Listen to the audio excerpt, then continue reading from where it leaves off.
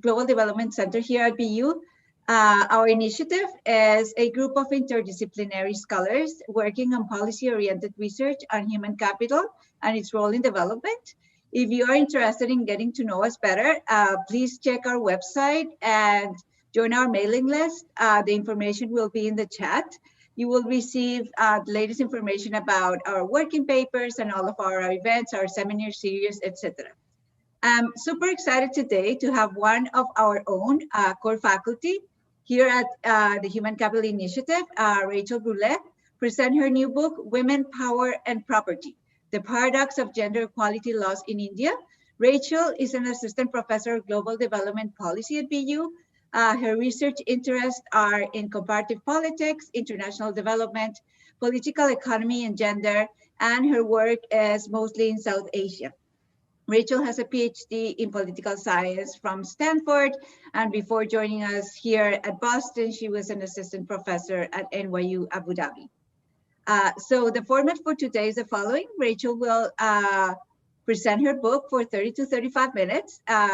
We encourage you to write your questions in the chat, and then at the end of the presentation, I'll go through her questions and we'll have the Q&A part of the webinar.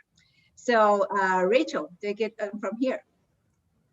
Thank you so much, Patricia, for that kind introduction and for chairing this today. And also a big thank you to the Global Development Policy Center and the Human Capital Initiative in general for hosting this book launch on my behalf and for all that all of you do. So Kevin Gallagher, Patricia here, and Mahesh Kara have just been brilliant colleagues and scholars to learn from in my, now it's a little over a year here with Boston University. So what I will be presenting today is my book, as Patricia mentioned, which is just now out with Cambridge University Press, Women, Power, and Property, The Paradox of Gender Equality Laws in India. And the question at the heart of this book is, how do we achieve this fundamental good of gender equality given women's persistent political and economic exclusion? And I think this is a particularly auspicious moment to be reflecting on this question as the United States has just elected Senator Kamala Harris to be our first female vice president, as well as the first woman of color, the first woman of South Asian origin, and the first daughter of immigrants to fill this role. And to me, what's particularly striking is the transformative presence that she's already had in government from her first days where she filled the elected role of the district attorney of San Francisco. And in her autobiography, she notes that what stood out to her in the early weeks after she was elected was the presence, which became a daily presence, of mothers who would come and knock on her door demanding justice on their own behalfs as well as the behalfs of their children. And she took her election as a mandate, not just to listen to those women and to respond to their concerns, but also to tackle a much broader set of policies which systemically disadvantage women, particularly women of color, including things like bail bonds that unnecessarily jailed many women. Who are, and particularly problematically, women who are mothers taking care of families. And so it's, to me, what I see in her story is a truly transformative presence that she has been able to have starting from the ground up, starting in local government. And this resonates very much with what I'm going to show you coming out of a different part of the world from South Asia. And so before we get into the details, I just want to give you a sense of the global scope of these challenges. And what we see around the world is that women's political and economic exclusion are linked. And so here what I'm showing you in red, this line is women's local political representation, which is the percentage of mayors in a given year and region on average who are female. And we can see, looking over roughly the past decade, that this is gradually inching upward. And as it does, so too does women's economic inclusion. So this is measured in blue here as the World Bank's Women in Business and Law Index from 2019, measured up through 2018. And what's important to note here is the quantum of the gap between 100% measured on the right axis and whatever given point you're looking at. And that indicates the degree to which legal statutes differentially constrain women's economic decision-making. And so we see these two things do seem to be rising in tandem, but just to note, we still have a long way to go. So according to this year's gender gap index, the estimate is that it will take us about 237 years to close this gap in women's economic empowerment. And these constraints are particularly severe in the case of India, where only 12.9% of women own land, and even those land rights are hotly contested. So the majority of cases in court today concern land rights, and again, the majority of those cases about land are fought within families. And just as we see growing contestation over economic rights, we also see changes in society. So we see revival of conservative festivals, like one called Raksha Bandhan, where sisters go to the homes of their brothers and ask them to tie these cords around their wrist to indicate the importance of brothers' love and kind of spiritual protection in their own lives. And we see these kinds of cultural emphases on women's dependence on men, and particularly men and their families, rising directly in tandem with their ability to exert their economic autonomy in these domains. And so while we see this hotly contested battle in the economic domain, we see something uniformly positive in India's local politics. And just to put it in the words of one of my interviewees, Mani Shankar Iyer, who is the first minister of the Panchayati Raj, or local government in India, notes, it's important to remember that there are more elected women in India than in the rest of the world put together.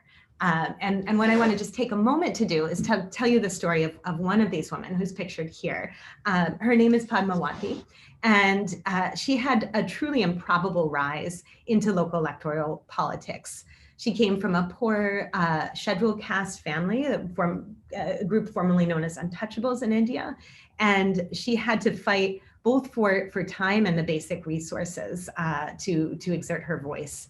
So she began organizing on the front stoop of her porch long after dark, after she had finished all the duties that were required of her in her household, when she would gather women from the village to come sit together and to both access and to distribute credit in what were one of the first self-help groups in rural Andhra Pradesh.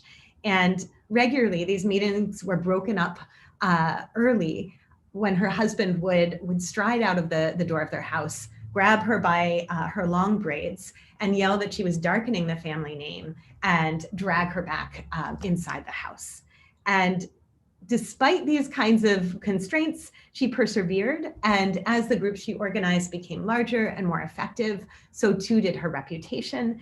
And it was thanks to these networks of women who she had helped to organize that she was able to successfully compete for and win the first seat as head of the local government, Sarpanch, that was reserved for women as soon as there were quotas that really opened space for women to compete in local electoral politics. And with her presence, the state really did fundamentally change. So she led fierce information campaigns to inform female citizens about educational opportunities available to them, about their potential to have a voice in the electoral process, as well as about their legal rights. And she did more than just tell women about their rights. She made sure that she was a fierce defender of those rights and ensuring that every important moment in a woman's life was recorded and was legally valid, from her birth through to her marriage. So even after women and potentially also inheritance of property throughout. So even if these women left her village upon marriage, they still had these legal records. They still had a legal voice and rights. And you can see, if you look at the people around her, that women really responded and really engaged. Her inner circle is, and regularly at her desk, was just comprised entirely by women. Men were there, but women, for once, played quite a central role in local politics. And what I'm about to, the information I'm about to marshal and what I'm about to show you should, I think, convince you that Padmawathi is not just an exceptional human being, but really indicative of a much broader trend. So where I'm going to go from here is to briefly frame and then present my theory to give you a sense of my causal identification strategies, a few of my major findings, and then step back to the big picture and think about what we've learned. So what we know thus far is that when we think about how we can close the gender gap, we leverage one of two instruments. So one, from coming out of politics, we tend to think about quotas, and there's vast and growing evidence that shows that quotas make the state more responsive to its female citizens. Coming out of economics, we think much more about property rights. And we know that reforming property rights, expanding their individuals' access to property rights, is a crucial tool for reducing poverty and promoting sustainable development. And yet today, only 37 out of 161 states have laws that mandate gender equal property rights. And we know that enforcement is much harder than the simple legislation of these statutes. My contribution is to move from analyzing these two sets of tools in isolation and to identify how political and economic tools actually work together. And specifically, I ask, can quotas mandating women's local political representation improve their ability to effectively claim property inheritance rights? And I propose a theory to answer this, which I call gatekeeper theory. And this emphasizes how local political institutions are really primary determinants of the impact of fundamental reforms of property rights, gender equalizing land inheritance reforms in India. So let me walk you through why local political representatives matter for women to enforce these property rights in 3 ways. So first, the people I'm showing you here are local land revenue bureaucrats, Padwaris, and these are the people who are formally responsible for enforcing property rights. However, their incentives ally much more closely with males' property inheritance rights, because these are the people who are their traditional taxpayers with whom they have regular interactions, which are really essential for them to secure the lion's share of the state's revenue. In contrast, they rarely interact with women and therefore are much less aware and interested in advancing their property inheritance rights.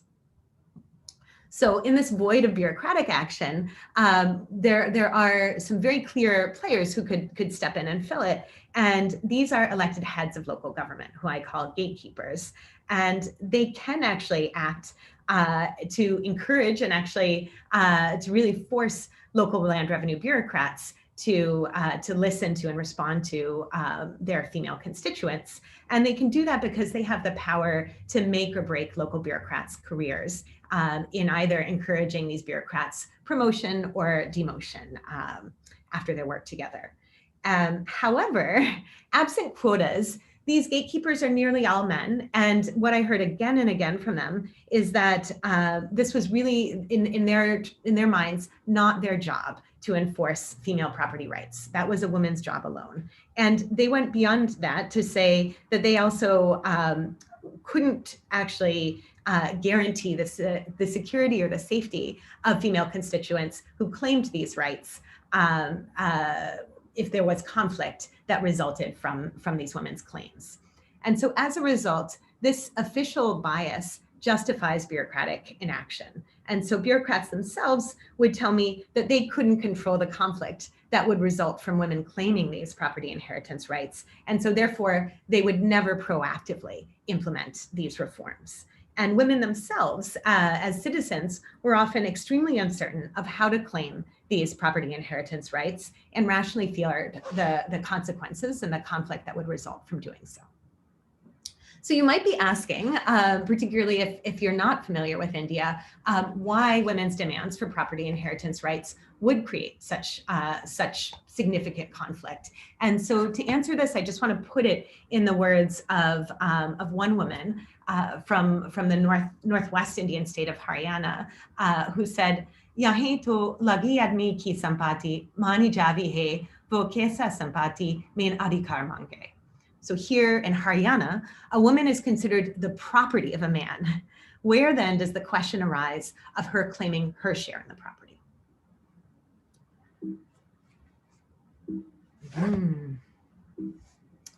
Sorry.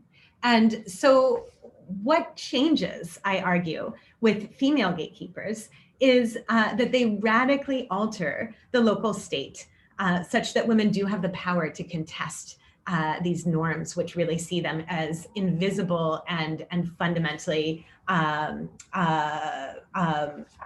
irrelevant holders of property. And I argue that women radically change the local state in 3 ways. First, they reconfigure public space. So they change citizen expectations of who can safely approach the state and make it much more possible that women can actually safely approach the state. So they do this in ways like make it widely publicizing the timing and the location of state meetings, and making sure that those local government, those Gram Panchayat meetings happen at times in the middle of the day that are safe for women, and in places which are safe for women. So in formal government buildings or in under trees in the center of villages, rather than at times and in places that are safe and more comfortable for men, which tend to be late at night in the back rooms of their homes, places that are certainly difficult, if not impossible, for women to access safely. The second thing that they do is to create new public spaces by proactively mobilizing female constituents, both to inform them again about their rights and about local political processes, and to encourage them to engage. And they do this not because they're altruistic, though some of them certainly may be, but rather because women tend to be new entrants into politics without their own political networks and vote banks. And female citizens are much less likely to show up at these meetings, and they're less likely to turn out to vote. And so they are kind of a natural set of potential voters and supporters for female pradhans, for female heads of local government. And so it's not just good political sense, it tends to be easier as well for women to access their female constituents and to ensure that they continue to show up in supporting their autonomous political agendas. And finally, what I think is most radical is that they repurpose the private sphere. And they do this by enabling the state to mediate rights in the places where they're most hotly contested within households, prior to a subset of those debates or those conflicts entering the much more costly and conflictual space of courts. And so the result can be one of 2 things. They could be virtuous cycles where women are more and more likely to know about their rights and to effectively claim and secure them. And thus we see kind of growing support for female property rights enforcement. Or we can see vicious cycles where what women in local government do is to increase contestation over scarce, highly valued rights to property, which leads to backlash, which radically restricts women's ability to claim these inheritance rights. And so I have 3 sets of hypotheses about what we should expect to see. First, female gatekeepers should enable daughters to renegotiate rights and resources. Second, these gatekeepers should be most effective at moments that I consider critical junctures. So in India, when we're talking about property, these are marriage negotiations. When daughters have the opportunity to strike integrative bargains, bargains which expand the bargaining space from a one-dimensional kind of zero-sum game to a multi-dimensional space where there are opportunities for everyone to benefit. And they can do this because in the process of marriage negotiations, they can effectively say that they'd like to renounce their traditional inheritance share, which are monetary dowries, which are typically not given to women themselves, but to their in-laws, and say, please, rather than giving me that dowry, give me land inheritance in my own name.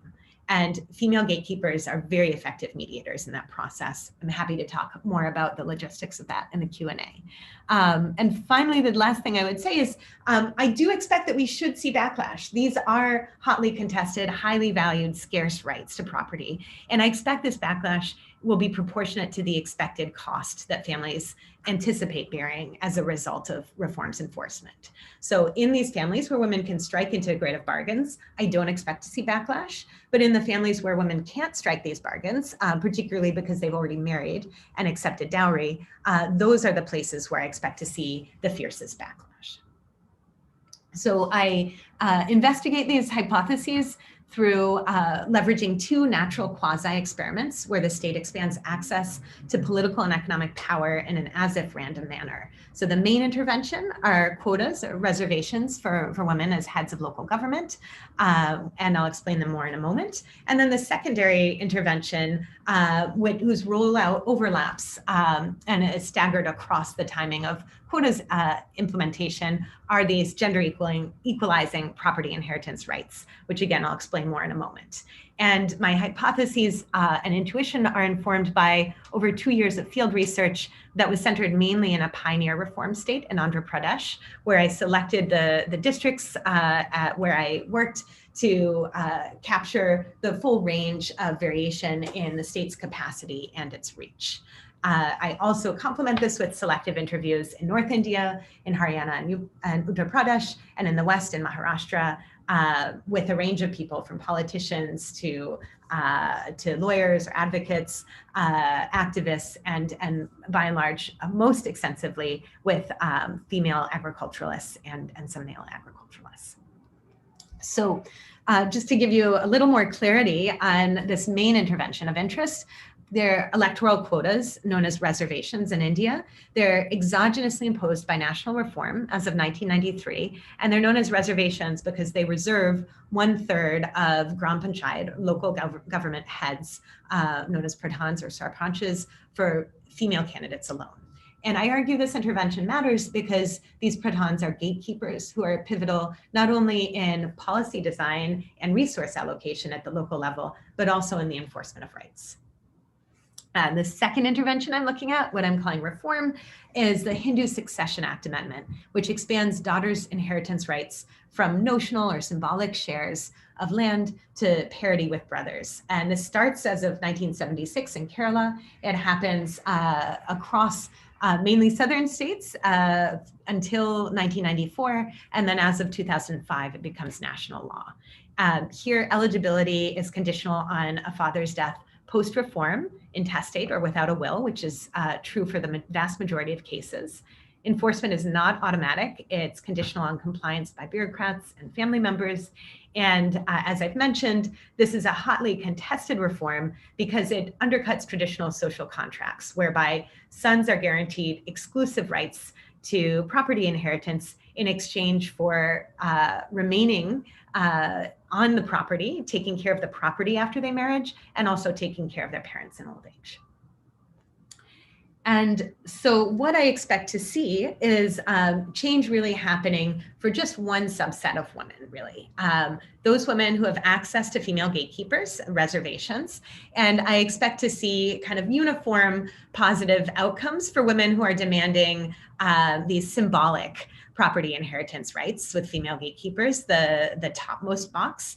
And then where I expect to see really fundamental conflict is where women's claims are really substantial. They're for gender equal inheritance. And for that group of women with access to female gatekeepers, I expect to see backlash to those women without bargaining power who have already married.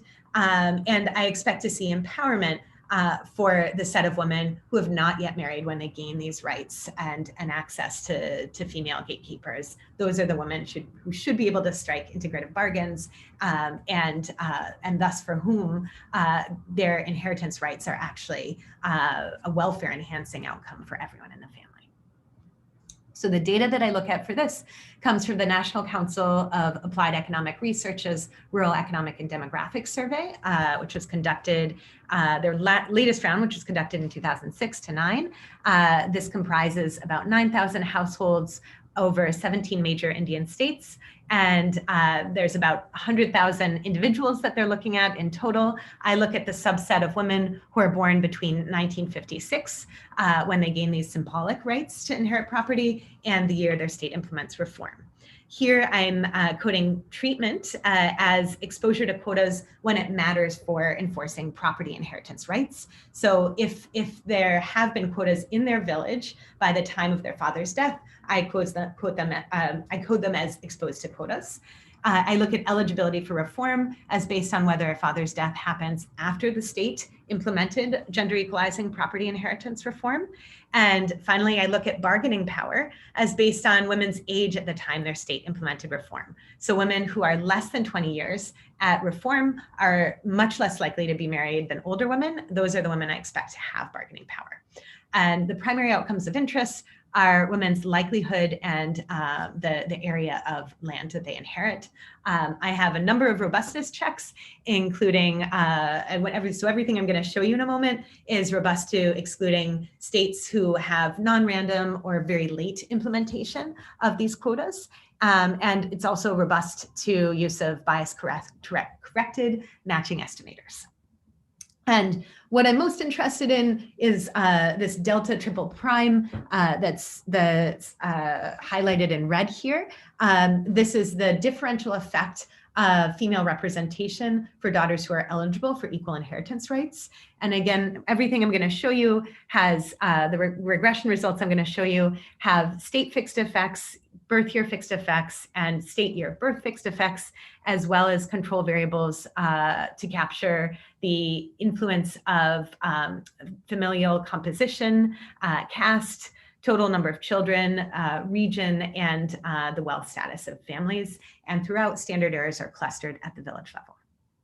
So I just want to first convince you that these reservations, these quotas, are actually implemented as they're intended to. And the answer is yes. What you can see here is that the implementation of reservations for female gatekeepers increases the probability that a local elected official will be female from about 5% to anywhere between 94 and 97%.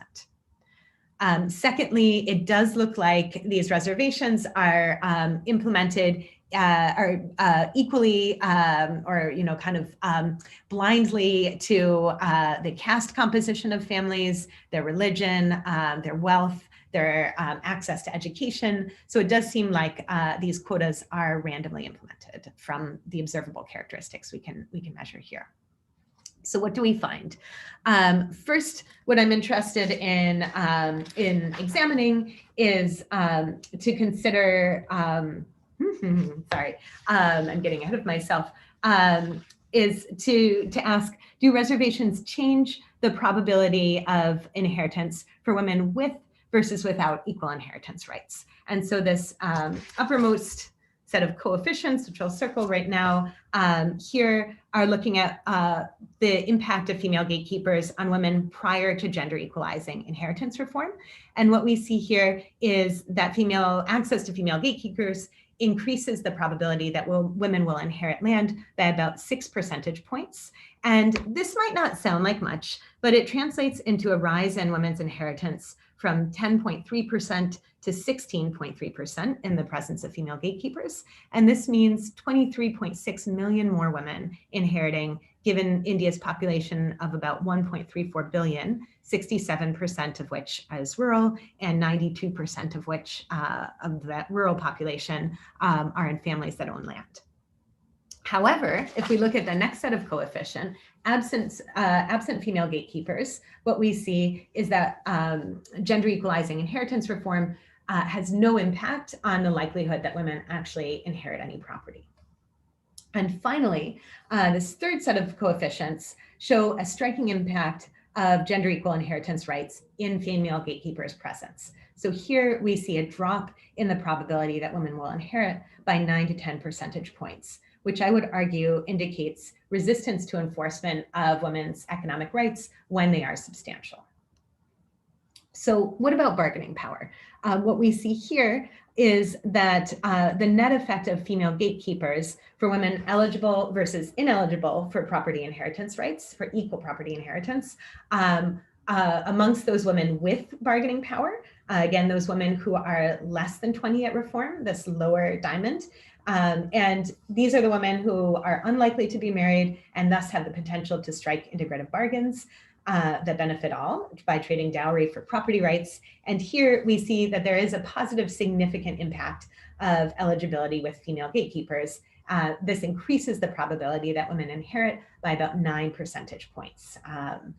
In contrast, if we look at the older subset of women at the time of reform, those 20 or older, who do not have this power to strike integrative bargains, we see a decrease in the probability that they inherit, again, in the presence of female gatekeepers and equal inheritance rights by 9 to 10 percentage points. And so what I think we see here is that this resistance to female claims to property inheritance is specifically concentrated in that subset of women whose claims are most costly. In contrast, we see empowerment where integrative bargains are possible. And finally, the last thing I want to show you when it comes to bargaining power is that here, if we're looking at the heterogeneous effect of treatment and eligibility on the probability that women inherit, where probability of inheritance is the vertical axis and the horizontal axis is women's birth year relative to state level reform, what we see is that the younger a woman is when she receives these equal inheritance rights and access to female gatekeepers, and hence the more likely she is to be able to bargain within households, the more likely she is to inherit any land. And the last thing that I want to show you to really convince you that this is really about bargaining. This is really about women being willing to renounce something of value in order to gain property inheritance rights. I want to show you what's happening with dowries, which are illegal since 1967, but still exchanged in about 90% of marriages. And so what we see here is, again, dividing the impact of female gatekeepers and enforcing gender equal rights into the subset, looking at the subset of women with bargaining power versus without. And for the subset of women with bargaining power, we see they are actually trading dowry for inheritance. So in female gatekeepers' presence, eligible women with bargaining power, if you look at this last coefficient, are 10 to 28 percentage points less likely to receive dowry relative to ineligible women without female pradhans. And in contrast, we see no change for the women without bargaining power, those women who have already married, as we'd expect. And so I just wanted to show you two more sets of things before we conclude. And the first is to go back into politics and to ask this observable implication of my theory, which is that what female gatekeepers are doing is really engaging women in politics, and through that process, enabling them to learn about their rights and then down the line to claim them. So I want to check and say, do we actually see women's political participation changing? And I'm going to show you this in the short term and the longer term. So in the short term, in that time when a female pradhan is in office, in the first time that she comes into office, we see women do increase their political participation by about 1 to 2 percentage points. And we do see a closing gap between women's and men's political participation. But this comes at the expense of men's political participation, which declines in the presence of female gatekeepers by about 5 percentage points. In contrast, if we look in the longer term, so we look at what happens when there are 2 consecutive reservations for females, we see actually real transformation. We see a significant increase in political participation, which here I'm measuring by voter turnout in local elections by both men and women relative to places without female gatekeepers. So it looks overall, I would say, like a positive story, but I want to end on actually a note of caution, which is we do also see very significant backlash that ripples across domains. So here what I'm showing you is the behavior of brothers. These are the people with traditional entitlements exclusively to inherit and to inherit property, and that those entitlements are associated with an obligation, which is to care for elder parents, which is most observable by co-residing with elder parents after son's marriage. And so here, if we're just looking at eldest sons, we see a significant drop in the probability that sons co-reside with and hence care for elder parents when they are exposed to female gatekeepers who can enforce effectively the equal inheritance rights of sisters in the family. The second thing we see is actually an even more pernicious form of backlash. And here what we're looking at is what happens given the expectation of gender equal inheritance reforms implementation by female gatekeepers on the ratio of daughters to total children that women bear. And we can see the ratio of daughters to total children actually diminishes for mothers by 8 to 11 percentage points in the presence of female gatekeepers who can enforce their equal inheritance rights. And the only positive note here is that this negative impact is slightly attenuated for younger mothers in my sample. And so this backlash may potentially over time be eroding.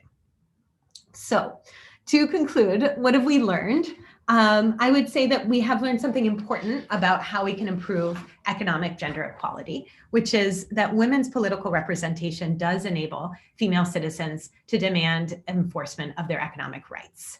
And the positive is that these new rights can actually benefit everyone. They can expand the pie of resources that families have access to by enabling daughters to negotiate welfare improving integrative bargains. However, absent daughters negotiating power, we don't see these integrative bargains being struck, and instead we see backlash, which ripples across domains and even across generations. And so the contribution I feel this makes is threefold. First, we find women's representation fundamentally altered gendered systems of power from the ground, from the household up. And this impacts political, economic, and social behavior. So we really need to think more about women's political representation. Secondly, to echo feminist theorists for a long time, politics are personal. So here we see daughters' negotiations can really actually change power relations in the household in a way that makes everyone in families better off, but constraints often bind and prevent them from these kinds of mutually beneficial negotiations. And these constraints, which I think we need to think much more carefully about going forward, are constraints related to information, the uncertainty over property rights enforcement. Opportunities are limited for women to strike these integrative bargains. And finally, there's lots of variation in the structure at the local level, which gives differential value to women's economic, social, and political voice. And finally, the last thing I'd like to say is that we see quite a lot of evidence of conflict. And I argue that this is actually intrinsic to breaking up patriarchal power structures. So we should expect conflict in any kind of reform that fundamentally changes entitlements to highly valued scarce goods. And in fact, I think we should value this conflict and expect that there will be unintended consequences when we enable power systems to change. Thank you so much. And I look forward to answering your questions. Thank you, Rachel. That was great. So if you have questions, please put them in the question and answer. Right now we have two, and if I may, I want to ask you a question myself. Please. I was just wondering, you say that that when the woman is younger, right, then there's the possibility of getting an arrangement that can benefit the whole family. Yes. And you at the beginning say that the way it happens is that she's giving up dowry to have the property right? But then dowry usually helps her in the marriage market. Well, so I think that's a really important. So I guess is your question, is this really a good thing for women? I mean, I do believe it is. I'm just saying there's like some kind of a trade-off when you think about this lowering the dowry.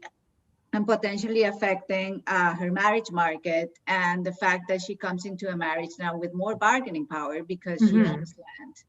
Absolutely. Yeah. So I think this is a really exciting avenue for further research, which is to look at how the marriage market is changing and how marriage matches are changing. There's a little work on this, but really quite limited right now. And I would say, I guess,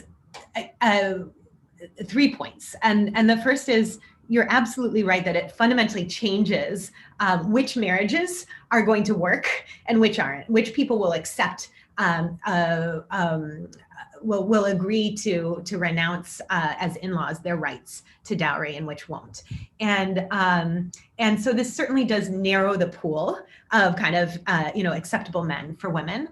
I would argue it does so, though, in a fundamentally positive way. So we know from a lot of other work, going back in particular to work by Bijou Rao and Francis Bloch, which is that the exchange of dowry it frequently initiates really negative cycles of exploitation and violence against women as a way to extract greater and greater monetary amounts from a woman's natal family after she's been married. And this, in the worst case, this violence results in women's murder. And so by renouncing a dowry up front, you cut off that potential negative cycle for many women. And so I would argue that, to me, seems like a net positive. It means those families that would carry out those extractive forms of violence down the line are no longer potential matches. I think that's probably a good thing for most women. The second thing that I would say is that it also means that women themselves look different when they enter the marriage market. So it enables women to take a longer time in educating themselves and having a higher educational attainment when they enter the marriage market. We know that means there are going to be fewer men who are willing to marry highly educated women. So that's another way that we see that marriage market shrinking. But at the same time, those women are likely to enter their marital households, as you mentioned, with much greater levels of autonomy, not just because they have greater property rights, but they have greater opportunities to engage in the labor force as well, which again, we know in general is associated with more autonomy, higher welfare for women, and often for their families overall as well. And I guess the third thing I would say is, if this, and there's other work by people like Sanchari Roy to show that women are indeed getting more education in exchange for these inheritance rights. So yes, they are giving up a high status good, dowry, but in exchange, they potentially have a much greater hand in deciding their own futures as well. So I guess to me, the final point is, I think this really does merit much more attention going forward. And I would say there is one negative cost that's worth mentioning, which isn't about the marriage itself, but what happens afterwards. And we know from work by people like Sivan Anderson and Clarence Guynecott that we see greater levels of conflict within households after marriage when women gain these inheritance rights. So again, I think we shouldn't expect this to be an easy transition into more gender equality and greater economic power for women. But maybe at the end of the day, that's a price worth paying to ensure that women have more autonomy. Okay, thank you. Yeah. You'd answer right away. Thank you. My pleasure. So we have 2 questions from the audience. This is from Kaisha Schilde. She says, thank you so much, Professor Brulé. I'm really interested in your big picture theory of backlash, as in, do you think there is a risk that backlash can not only undermine gains for women, but even reverse gains, like via new politics or policies that seek to prevent gender progress for future generations? Yeah. Do you want me to answer it directly? Yeah. Yes, sure. Oh, okay, great. Okay, thank you, Professor Schilde, for this this brilliant question. And yeah, it's absolutely. I think there's an enormous potential for this backlash to not simply eliminate, but reverse gains, and this kind of final set of outcomes that I that I highlighted in the presentation of sex selection suggests this is a real reversal. If we're talking about eliminating women who could have been born from the world because of the fear that they will claim equal inheritance rights effectively, I do think we should take human life seriously. I do think this is a tragedy, and so I guess the question on that front is, what's a price that we're willing to bear in order to, in order to get to a place where we have more fundamental equality. And we know, by the way, that gender equality does benefit everyone. It takes time, but we know, for example, through the World Bank, that if we could eliminate just the gender gap in salaries that women are paid for the same amount of work and for exactly the same work with the same level of qualifications as men, we would be saving over $200 billion, or bringing $200 billion more dollars into the global GDP. So I think we need to take these costs seriously. And I think we also need to say, what can we do to alleviate the likelihood that there will be backlash that really reverses women's status for generations. And here, just to kind of go back to those themes about what I think we learned from my work, I think we learned that bargaining power really matters. And there is a growing set of work by people like Nava Ashraf at LSE, Erica Field, Rohini Panda, Esther Duflo, and many others, which shows that there are interventions we can do to enable women to gain bargaining power at early points in their lives when they are in these early kind of critical junctures. So one of the most exciting pieces of work that I've seen is on trainings that can enable women to effectively bargain with their parents for greater educational access and greater familial investment in their secondary and tertiary education. And so I guess I would say we should expect that these are going to be hard-fought battles. And so I think the question is, how do we equip the most vulnerable people, particularly young women from disadvantaged social groups or classes, to really be able to enter these battles with the skill and the tools that they need in order to convince society that it does need to take women seriously, that gender equality is actually beneficial for everyone. Thank you, Rachel. Thanks, Professor. We have a question from our own Kevin Gallagher, who congratulates you for your book and ask you, how big is the inheritance market in India, especially relative to the rest of the world and countries at similar incomes? The relative supply that might have an impact on the demand for bargaining power by women. That's a great question. Thank you, Professor Gallagher. And thank you for all your support too. So I wish I had a precise answer for you as to how big the inheritance market is in monetary terms. I'm going to look into that.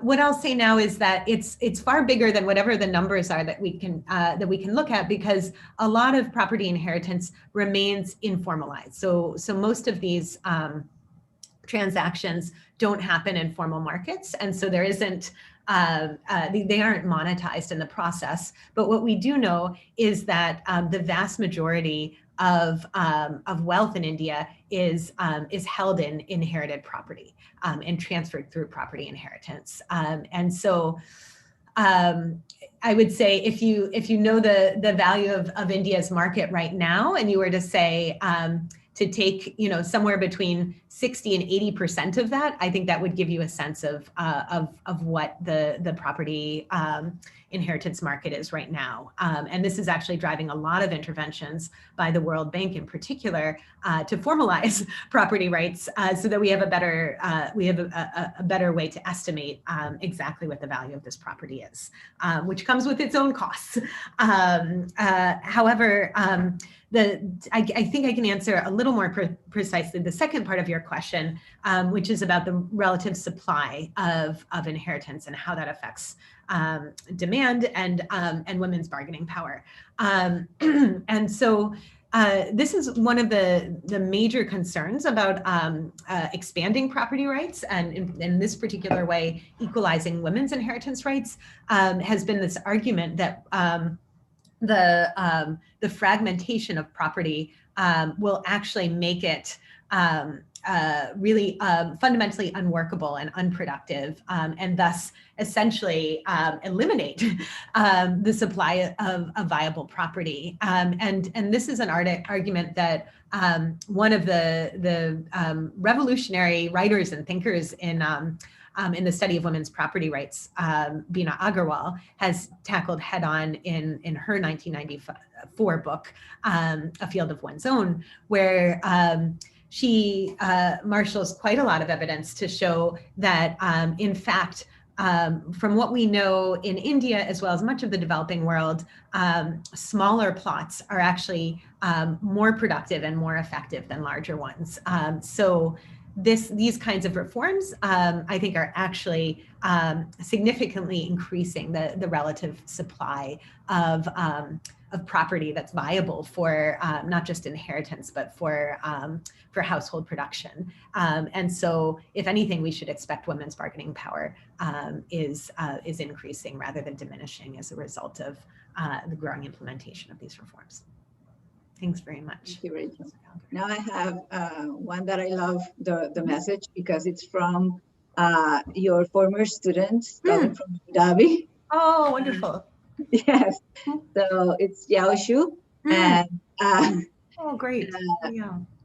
It says, your new book combined a large number of qualitative interviews with nationally representative quantitative data. And when wondering if you encountered any difficulties, when I'm sure you did, in weaving them together into one conversation. If so, could you please talk a little bit about how do you approach the difficulties? And I love this question because as an economist, we usually just use data. And I love the fact that you combine all of this very serious data analysis with all of this interviews and qualitative data that just makes it much more compelling than just either of them separate. So, and then at the end, it says, congratulations of publishing your book and that they. Oh, thank you so much, Yao. It's great to see you in this totally virtual space. And thank you for your question. So absolutely, I mean, and thank you, Patricia, for that that generous summary of my work too. So yeah, it's it was a long process to really to delve as deeply as I could into what was going on at the local level, and I did as much of that as I could before I started looking at the data, so that I wasn't kind of just going out in the field to prove the results from my analysis, but rather to think carefully about my hypotheses to start. And that said, when I started the field research, I had long conversations with a number of people in the World Bank who were doing similar work to try to assess the impact of these property inheritance reforms. And they said, so we have good news. We know property inheritance reform works. We know everyone benefits, and we just want to understand, how is it that that these reforms are so effective when so many other property reforms fail? And so I went in trying to get a sense of the complexity of inheritance.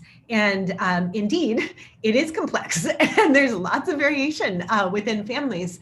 But what really, and so I guess the first thing that struck me from these qualitative interviews was that I saw so many families and households who said, no, we're not actually going to give our daughters equal inheritance rights, and we never have, and we never will.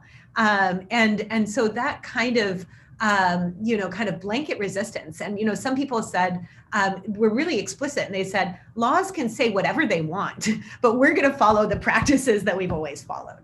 And so the kind of one of the complexities that I felt really puzzled me was that this sort of resistance to reform was if anything actually creating more distance between citizens and the state. And it made me wonder, given that increasing kind of divide between what people felt was right or legitimate and what the state was mandating that they do, made me wonder how on earth could these reforms make a difference? And another kind of note of doubt in this kind of overall positive story about the power of reform came from my early work, where I started off by trailing some of these tehsildars and patwaris, and just watching them go about their day, just letting them, asking them to let me follow them around, as there's a whole new piece of kind of method in qualitative work that Professor Jennifer Bussell has developed in some forthcoming paper and books on trailing. And this was the kind of thing I was trying to do with bureaucrats. And again and again, there were no women in their offices. In kind of the daily, they would regularly sign and kind of stamp various documents, and it was very, very rare that I ever saw a woman come and request their help on something. And in a number of villages where I would go to women's houses and be sitting with them to ask them about inheritance, and I would say, do you know where the Lekpal or the Patwari or the Tehsildar lives? And they would say, no, I have no idea. They wouldn't even know the person's name. And so that again, that divide between citizens, is specifically female citizens in the state, just struck me as overwhelming. And so it was really later in my interviews that I had the chance to start meeting and getting to sit with female elected officials. And it was really astounding how different kind of, local local politics and kind of local conversations between women in the state looked. And so that, as I was searching to try to understand, like, what, if anything, what I saw were a lot of null results when it came to the impact of reform on its own terms. And so it was those kind of final looks into what was happening in females' offices that helped me to see why, there were actually cases where the state could overcome this resistance to progressive reform. I hope that helps answer your question, Yao. Thank you so much. Thank you, Rachel. So unfortunately, our time is over. We do have other questions, so I encourage Rachel to look at them and potentially contact the people who ask the questions. And thank you so much. This was really, really interesting, a great presentation, great Q&A. And we hope to see you all soon. Thank you, Rachel. Thank you so much, Patricia, and Kevin and the Global Development Policy Center. Thank you, everybody in the audience, for coming. And thank you, everyone, for coming too.